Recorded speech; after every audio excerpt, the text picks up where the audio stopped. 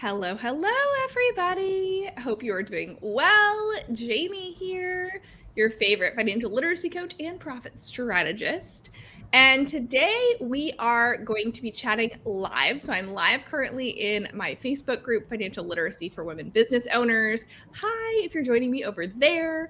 I am live on my Facebook page and also on YouTube. So make sure to like and subscribe, as my son, who's trying to grow a YouTube channel, would say. Smash that like button. As you are joining, hope everybody is well. It is a yucky, frosty day here in Tennessee. My kids are home. I'm getting over a cold. Y'all, it is all kinds of crazy in this household today. I'm just going to tell you, the dogs were just going crazy. So I cannot predict what is going to happen on this live. And thankfully, I'm not going to have to do most of the talking because I do have a guest who's going to be coming on today. We're going to be talking about retirement accounts and retirement planning, specifically for small businesses and entrepreneurs, and some of the changes that have happened. And so I'm really excited to bring up one of my preferred vendors. Y'all know her. Y'all love her, Mernie Mendoza from Wealth Wave. So I'm going to bring her up to say hi. Let me add her a second.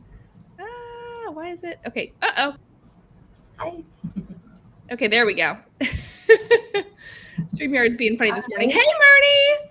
Can you still hear me? I can hear you. Can you hear me? Perfect. Yes. We're having some sound check stuff going on this morning, but we're good. We're good. Did you notice, Mernie? Did you notice? Because I knew you were going to show up in your signature red. I changed my clothes this morning and put on red because I was like, what I was wearing was like a teal. I'm like, that is going to clash. So I had to go find red. I have surprisingly literal red in my wardrobe, even though that's one of my favorite colors. So I had most of my red is all like Coca-Cola gear from the time when I worked there. So. Well, I love Coca-Cola red, and it looks awesome on you. And it's the best red. And now you live in Atlanta too, right. So it just fits, right? It's perfect. Exactly. Perfect. Yeah, I'm actually really happy I'm not 3 hours behind like I used to. Yeah, exactly. I was always ahead of you. Yeah, when Mernie used to come on the lives, it would be like, the dawn, basically, her time when she was in California. But now it's a nice like 9 a.m. your time. So, well, we're excited to have you, Mernie. My time, so I'm an hour ahead of you now. That's right. That's right. We're excited to have you, Mernie. We are excited for you to be live with us again. Tell us a little bit about yourself for those who don't know you. And then we're going to jump into some talk about retirement and retirement options for you. And we're going to talk specifically about 2022 and 2023. So I'll let you kind of intro yourself while I drink some coffee because I need it this morning. Absolutely. Well, thanks again for having me. And we were just talking about how this is our third live together, which to me is amazing because time has just flown by the last couple of years, the last few years. And so I have actually been in this business. I guess this is going to go on to my 22nd year, maybe 23rd. I don't even know how long. 20 plus is what I usually say. So I've been a financial professional for a very long time. And yes, I did start when I was 12, and hence why I still look kind of young. That was going to be my question, right? Unless you talk to my teenager, then I look old. So, but that's how teenagers are. But in any case, I've been doing this for a very long time. I lived out in California for the last 28 years of my life. And so this year, or I guess last year at this point, we made a big move from California to Georgia. And I'm just loving everything, all the new things I get to experience out here, including rain, just about every day, which I haven't been used to for a long time. So just loving being out here. I'm actually in our main headquarters out in Johns Creek, Georgia. And I just absolutely love this transition from being in my own office to now being a part of I think a 34,000 square foot building. We have an in-live TV studio, just everything you could possibly imagine. It's such a cool place to be able to work out of and interact with other people on a daily basis. So very excited to be here with you today as well. So Atlanta was my old stomping grounds. I lived there for 10 years. So when I worked in the Coca-Cola system. So my heart is still in Atlanta, even though I'm in Tennessee now. I do love that city.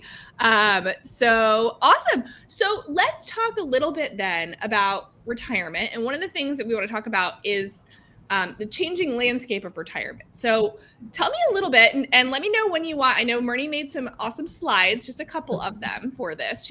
I never make slides for the lives. And then Mernie shows up and she's like, I have a couple slides. I'm like, awesome. You're so prepared.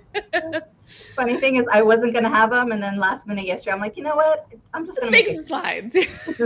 I love it. Probably the shortest presentation I've ever made. So if you actually want to Perfect. put it on, you can go ahead and Yeah, start we'll to throw share it it. up here. So, yeah. So the conversation I wanted to have around retirement today is, giving people some different thinking points, because a lot of times people think about retirement as a destination, hopefully not final destination, like, in the movies. They're thinking of it like, when I get to X amount of dollars at Y age, like that's retirement. And I feel like, the more and more I see, especially as I have more and more clients starting to kind of get into that phase, it's not like people typically envision it. And again, mainly it's because people are so focused on having X amount of dollars in a certain nest egg, and then, thinking about that when they're going to start drawing on that. And so a lot of the traditional wisdom of, you need to have $1 million by 65, for example, that used to be like an old target, I think, that people used to go for. And, it may not be the same anymore, because traditional wisdom was, if you have $1 million and you can safely withdraw 4% off of that, you'll have $40,000 to live off of for the rest of your life in retirement. And so now that, some of those numbers have been tested, a lot of experts are now saying that the safe withdrawal rate is between 2 to maybe 3%. And some people are saying even lower than that. So if you think about that, if you have $1 million and you're thinking of withdrawing 4%, which would give you 40,000 a year, but now you're told you can only take out 2%, your lifestyle is just cut in half. And so a lot of times people don't think about those things. And again, they haven't even taken taxes into consideration. So some of the things that now, being on the other side of things, as clients are getting into the distribution phase of retirement, now all of a sudden they're looking at it and saying, oh my gosh, I didn't think about inflation, I didn't think about taxes, and I didn't think about some of the other unexpected things that life can throw at me. And so that's why I wanted to talk a little bit about those things today. We're definitely going to spend some time on changes as far as taxes are concerned. When it comes to retirement plans, there's been some pretty big changes that are basically starting in 2023. So I definitely want to make sure that we address some of those things.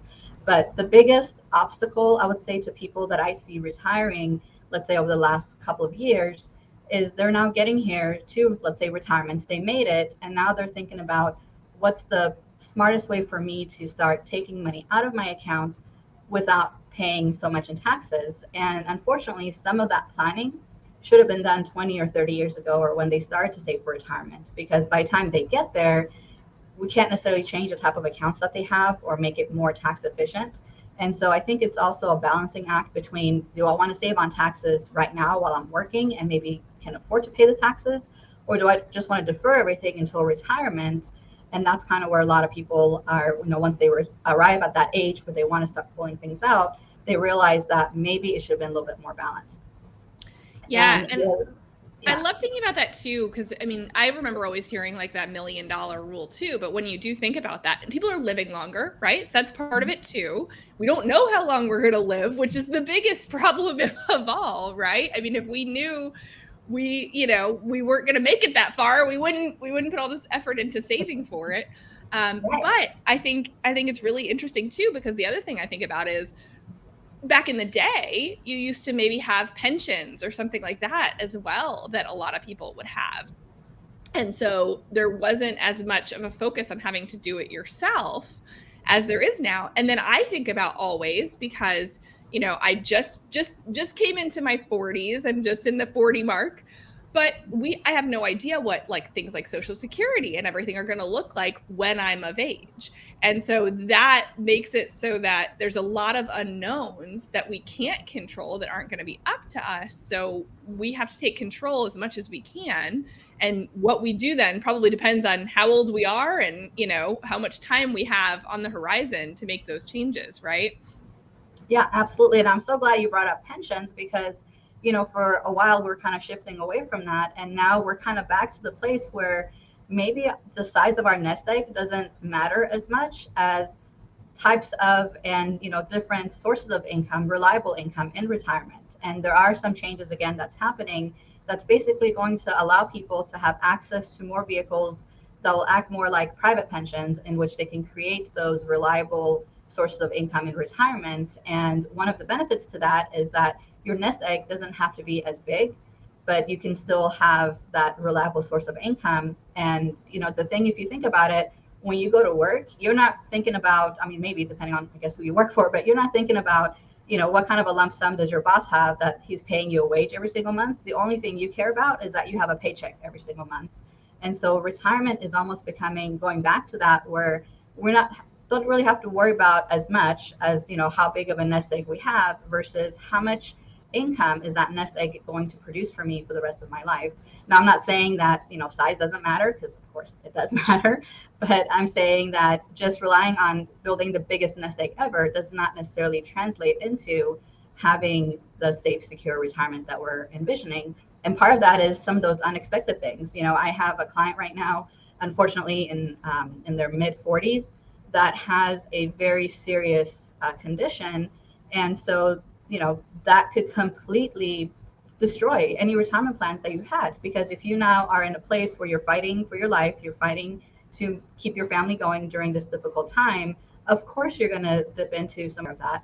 And so that's also another one of the bigger destroyers besides taxes and inflation. The third thing is unexpected costs, and even up to, leading up to retirement, is healthcare. And so long-term care, critical illness, terminal illness type of things that people don't necessarily think about, especially in their 20s, 30s, 40s, 50s or 60s. It could just happen at any point. And we're also now seeing, it's interesting to see that we have longer lifespans, so people are living longer and longer, but that doesn't necessarily mean better quality of life. And also we're seeing people younger and younger experiencing things like heart attacks, cancer, those kinds of things, even strokes at younger and younger ages. So we also have to kind of think about, if something disastrous happens, will I still be on track to be able to retire comfortably in the future? So if you want to actually go on to the next slide, so not to bring it down and make it all doomy and gloomy, because that's not the point at all. It's just to kind of be prepared for what might possibly happen. You can do it on your side, sharing your screen. Yeah, I just realized it might be. There you go. Okay, so I am hitting enter and that's not working. So let me. Oh, technology. Oh, something happened. There we go. We got it. We got it. Sometimes you just got to go old school and it just seems to work better. Yeah, right. Yeah, so just going to spend a couple of minutes on this. So basically, how we plan for those taxes, because this is where I feel like we have the biggest control when it comes to our retirement, is planning ahead the best we can. And the biggest impact on those things could potentially be taxes, because they determine basically how much we get to keep in retirement. If we don't have to pay taxes on our nest egg in the future, that means if we take out $1, we basically net $1, versus we take out $1, we may only net 50 cents or 40 cents, depending on where taxes go. And so that's one of the biggest things that we can do to control future income, is figuring out the taxation of it early on, not just when we get there, but way ahead of time. Of course, that also determines, again, not just how much we get to keep, but how much we have to pay or are forced to pay to the government when we're retired. And then lastly, what kind of legacy we get to leave for our family. So these are just some of the things to think about. And again, of those, the biggest thing, besides learning how, of course, compound interest works and the rule of 72 and how to apply that to our retirement accounts, I think the biggest thing that most people have to just kind of wrap their head around. You don't have to be an expert in retirement planning. That's what you have, obviously other professionals that help you and guide you along the way. But I think the most important thing to look at and also maybe prioritize is, how do you want to pay taxes? So if you ask most people, if they have an option, let's say if they were a farmer and they were given the option to pay taxes either on the seed before they planted their crops, or wait until the harvest comes in to then pay taxes, most people will say, well, that makes sense. I'd rather pay on the seeds because those are small and hopefully my harvest will be big. But when it comes to their biggest asset, which is typically retirement for most people, they do pretty much the complete opposite. And the reason I think for that is, number one, it's the choices that we're most comfortable with or are maybe most known to us. Those are things that are pre-tax. And again, maybe it's also a little bit of instant gratification, because if we're told, you can save on taxes today or you can save on them 30 years from now, some people say, well, I don't even know if I'm going to be around 30 years from now, so let's just save on those today. And so that's also part of it, in which we think, well, just maybe this year I want to save more on taxes. I'll start, thinking about the future maybe next year. And so a lot of people when they're in the planning stages and in the contribution phase, fall into either the taxable category or most likely in the tax deferred category, because again, that gives us the biggest bang for our buck today. But fast forward to now being, let's say, 65, 67, 70, at an age where you maybe start to draw from some of these accounts. Now the challenge becomes, oh, well, I thought I could pull up 40,000 from my $1 million 401k, but that 40,000 is not going to net me 40,000. It's going to depend on my overall tax picture. And I think one of the biggest maybe myths that people still follow this in this day and time is that their tax rate will be lower when they're retired. And that's assuming a few different things. Number one, it's assuming that our overall tax brackets are going to be lower at that point. And it's also assuming that we're going to live on less money than we did while we're working. In some cases, that may be true. But if you think about the causes or the impact of inflation, and maybe we still want to take out that 40,000 or have a 40,000 a year lifestyle, but we have to take out 50,000 now because of inflation and taxes. That's the kind of withdrawal we have to make. And so those are the things that people don't think about. And if your entire nest egg is subject to taxes when you retire, you really have no control over what your net income is going to be. Typically the kids are grown and out of the house, so you don't have the kids to deduct. If your mortgage is paid off, you may not have some of that interest to deduct. If you're not running a business anymore, you may not have those deductions. So those are some things that usually people don't think about until they get to the back end. And that's really what my job is, to say, okay, we're going to work with your CPA to figure out what's a comfortable amount to set aside in that tax deferred category, so you get some tax savings today. But let's also take a look at how much we should put aside in that tax-free category, so that when you do retire, you're going to have a different stream of income that you can pull from that's going to be net of taxes, and you get to control how much you get to take out of that, because you're not having to worry about taking deductions or taxes out of that. So this is kind of where having an overall strategy, and not just this is the number I need to get to and it's all going to be in one account. That strategy I don't think works for many people, and that's why we need to kind of look at overall different buckets, different sources of income, not just by asset class, but also by tax classification, so that we have tax diversification in retirement.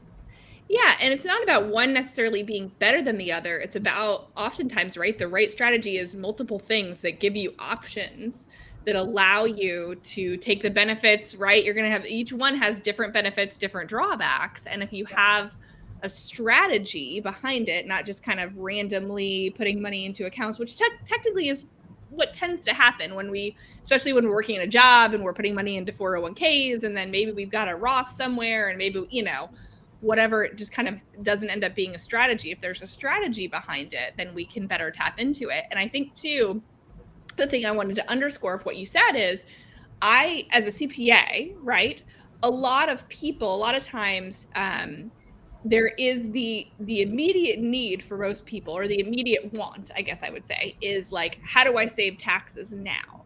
And the thing that a good CPA, and the thing that I try to talk to people about, is, let's make sure we're making the right decision over the long term, right? Not just in the short term. And sometimes the right decision in the long term also is the right decision in the short term, but sometimes they're different, right? And so we really have to think about, not even just a long term, like even when I'm talking about it, I mean, even 2 years, right? Like what happens this year directly impacts next year when you're a CPA and you're trying to decide, where do I want the income and expenses to go, right? But also the long term in 5 years from now, the long term in 20 years from now, the long term when you retire, right? And so we have to kind of balance all of those things and what we want now versus later. And sometimes taking the tax savings now does impact us later down the line. So there's probably a strategy that is kind of, usually in between, where you're taking maybe some now, some later, right? That's why working with a professional can be really helpful, and why it's important to tell the professionals you're working with what your goals are, right? Like what you really care about, what you want, starting there. Yeah, that's actually why I love the name of your company, Balanced CFO. And I don't know if it's a Libra thing, because I think you and I are both Libras, but I feel like we both like balance, and I feel like balance in all things, or everything in moderation, seems to be a better strategy overall than going extreme, in one point or another. Yeah. All my eggs are never in one basket. Yeah. I have far too many baskets, probably more baskets than I need. But that's Yes. probably why, right? Like you just never Probably. know. Probably like So a personality thing. And we're like the same age too. So, just I feel like we're just so in tune with all this stuff, which is I great. I love it. know. So I So want to ask one quick question because I yeah. think this is an important one. And depending on who is on this, I think this is a question that you probably get a lot, but Natalie's asking like, okay, what if I'm not in my 30s, 40s, right? Like what's the best thing to do? And I'm sure that that is dependent, right? Because we don't know a lot about the situation. But for the people that come to you that are maybe later and want to retire, what advice would you give somebody? Like what would you say the next step is for somebody like Natalie? Yeah, so I've actually had clients like that. And of course, one of the first things we do is we take an inventory of all their things. And sometimes, there are certain things that maybe they haven't thought of. So sometimes I have clients that maybe were previously married and their ex-spouse perhaps has a higher social security benefit than they would have on their own.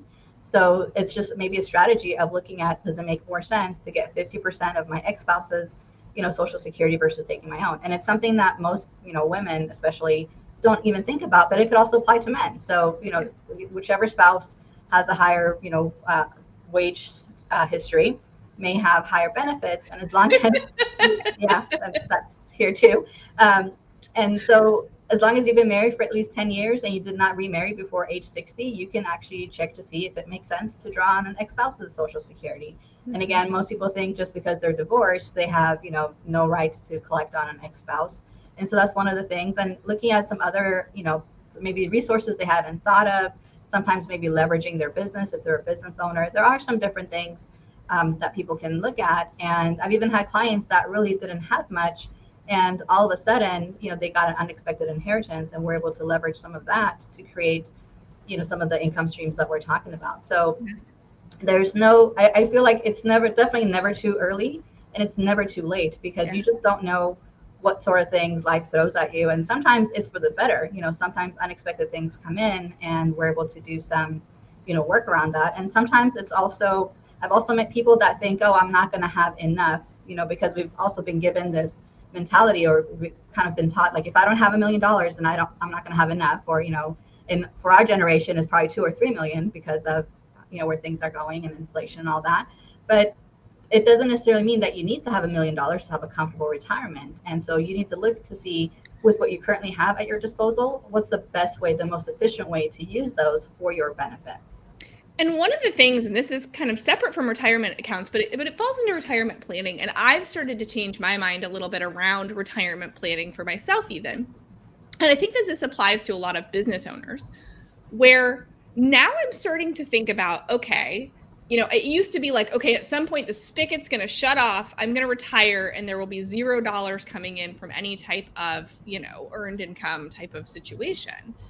And I think now what I'm kind of adjusting to a little bit is more around the lines of, well, how can I set up my business such that it will continue to pay me? Maybe not at the level of now when I'm really active in it, but how can I set it up that I can still make money off of, a business, either as an investor in my business, maybe somebody else is running it, or maybe there's some passive income streams I can set up now that will continue to generate me income without having to do a lot of work as I'm older. And I think that that's something we can get creative. It's not, the situation isn't what it was 50 years ago when it really did. Your spigot would shut off and then you got to look at, what's my nest egg? What's Social Security? Do I have a pension?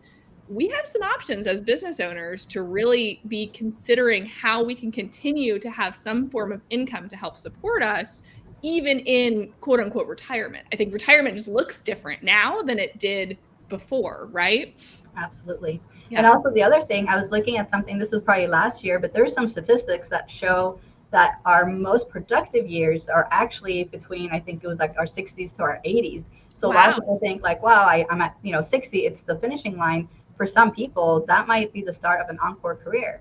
Yeah. So, just because somebody's in their 60s or even approaching 70, again, it's not too late. And, I don't know, maybe even in your 80s, you can start something new, because, when you're 80 years old, you have this whole lifetime of experiences. Maybe you write a book that happens to become, a worldwide bestseller, Yeah. and all of a sudden, like, that is your new quote unquote retirement plan. You just never know unless you try different things. Yeah. And, and it's not like before where when you were 60, you were sitting on a, rocking chair waiting for, um, you know, for the end of days to come. People in their 60s are now more active than people in their 30s were, maybe 30 years ago. So I things will have tell you changed over that is time. true for my mother. My mother is in her 70s and is the most active. Like that woman will not sit down.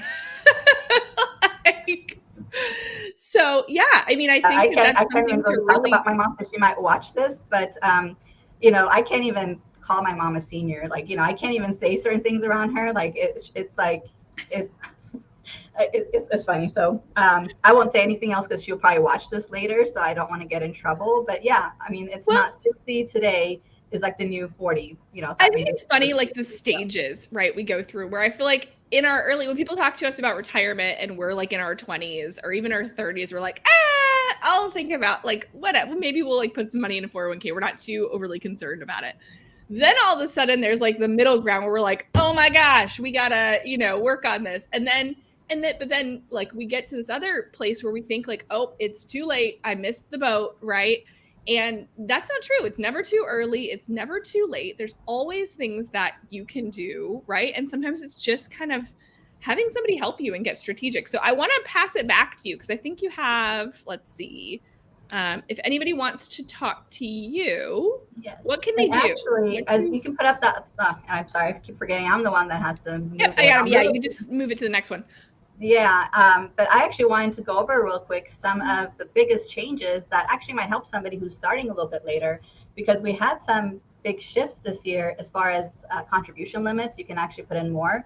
I would say in the 401k space, it's probably the biggest jump we've seen from, last year, the max Oh, yeah. employee deferral was 20,500. This year, it jumped up to 22,500. So it's a $2,000 increase, which we typically see like $1,000 increases per year. Yeah. And then with the catch up, somebody age 50 and over can now defer on the employee side, $30,000 for retirement. So that's that gives you a little bit of a boost if you're looking to, maybe um, supersize your retirement, maybe start putting away some of those bigger deferrals. But some of the more exciting things that have come about, and this is all pretty much brand new because it just kind of went into effect this year.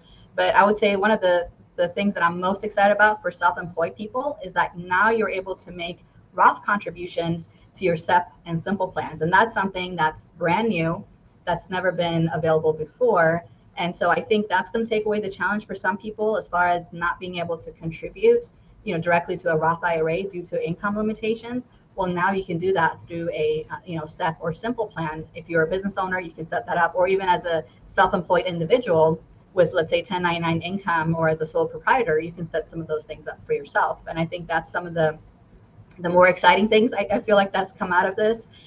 There's definitely been some other changes as far as RMD, or required minimum distribution requirements. It used to be age 72, and this year they pushed it up to age 73. So if you have not yet started your RMDs, you can actually push that off until age 73. It used to be 70 and a half a few years ago.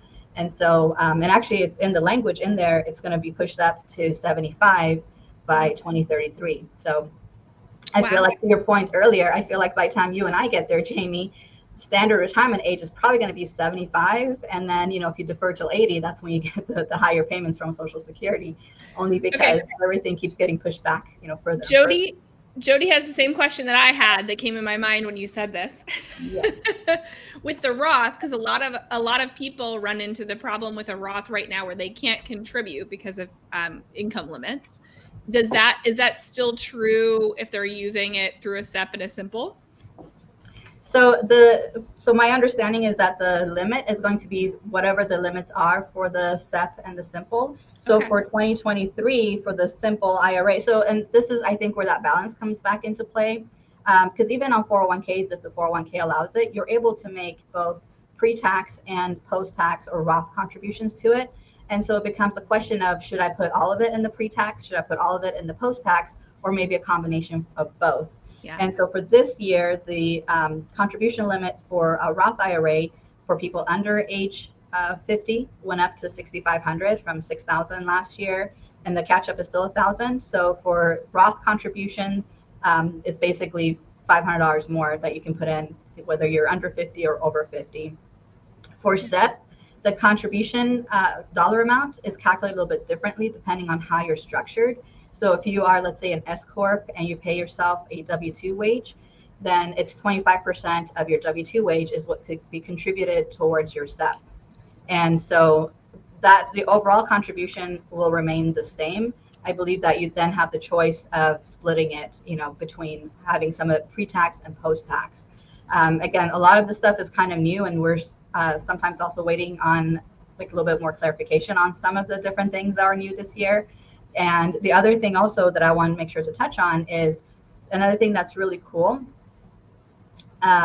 is that with the 401ks, the employer can now also make matching Roth contributions. The only caveat to that, though, is that if you get a Roth match into your 401k, that becomes taxable to you for that year. And I'm assuming how they're going to make that is it's just going to be added onto your W-2 at the end of the year. So, but previously, if you received a match, if you made a Roth contribution and you received a match, that always would go into the pre-tax account. So those are some major changes. And I'm sorry, I know there was a question that popped up. I didn't get a chance to read it. Oh no, that was just the question that I asked. Let's see. Oh, well, here's another question I'll put up, but that's really interesting. It sounds like that's still kind of evolving because it's brand new, so we got to kind of wait and see how that plays out. But that's really interesting to me because I have a SEP, and so now I'm like, ooh, hang on, let me think about this a little bit because that may change my strategy as well because I can't give to a regular Roth, but I may be able to now put some into my SEP, which is very exciting. So there are some positive changes, and it's just a matter of knowing what's going on. So this was a question from Deanna, which it says, is a CPA the best person to help you when you're ready to start accessing a retirement for the best strategy? So I would say it's a combination, right, Mernie, where you want to be working with a financial planner and a CPA because they're going to look at it from like slightly different lenses and can kind of give you the best advice, right? Yes, absolutely. I agree with that. So a lot of times, if you go to your CPA first, and a lot of times actually, if you use one of the preferred vendors on Jamie's list, which is an awesome group of ladies. Shameless plug.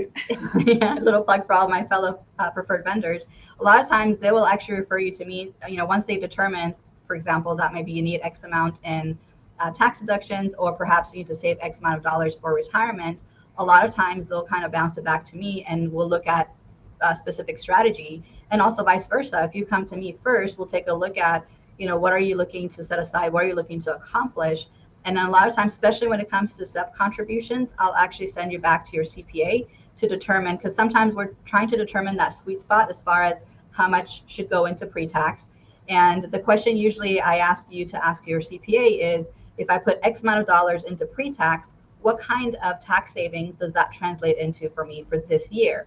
And then because sometimes you need to know that number to determine whether it makes sense to maybe put a little bit more into the pre-tax for this year, or perhaps put a little bit less in the pre-tax for this year and contribute maybe more on that post-tax. And so especially now with the SEPs and Simples being able to take those contributions, I think that becomes more relevant than ever before, because now you have the option. If maybe you do want to put the 25% of your SEP all in post-tax because you're not so worried about taxes for this year. Maybe you have a spouse that's working and maybe they're withholding more or whatever. Everybody's situation is different, and so now you have more options as far as putting more money into post-tax accounts that perhaps weren't available to you prior to this change happening.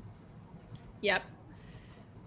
Yeah, I agree. I'm like distracted because I currently have a 5-year-old who's yelling for me in the room over there. So she's my timer telling me like, hey, I got to wrap it up. Because we're home for a fake snow day today, which is super fun.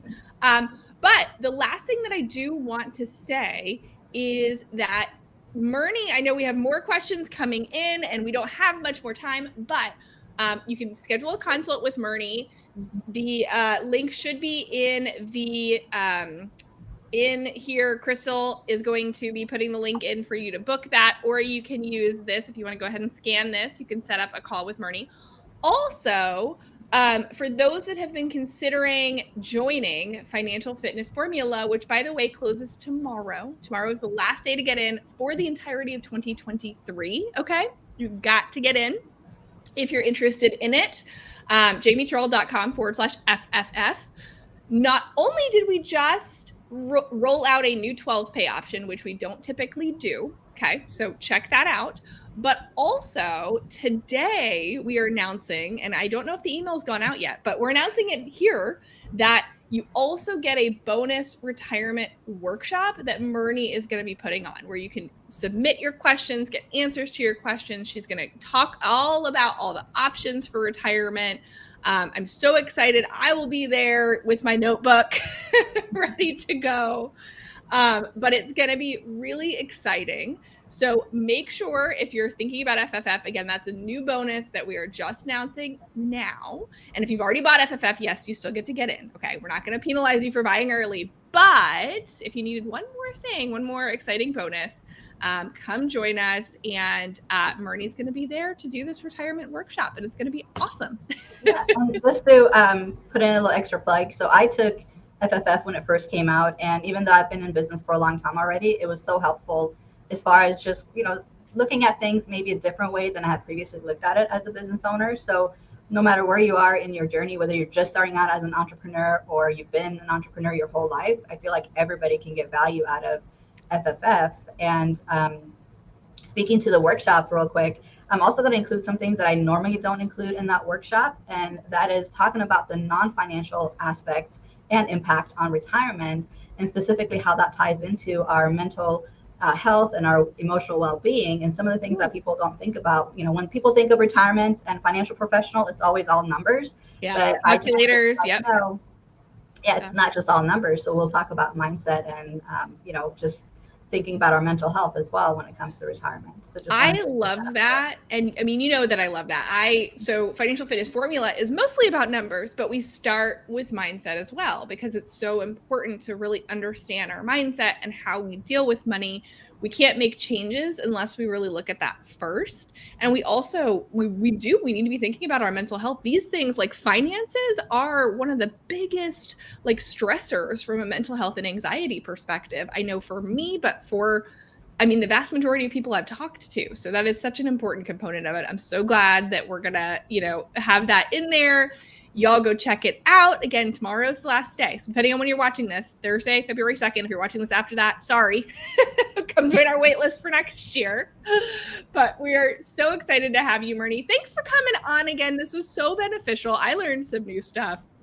I'm going to go check that out. We might need to talk further, you and I. Well, thanks for having me. It's always a blast chatting with you, Jamie. And enjoy your fake snow day. Yeah, exactly. I'm going to go play in the fake snow. Bye, everybody. See you later.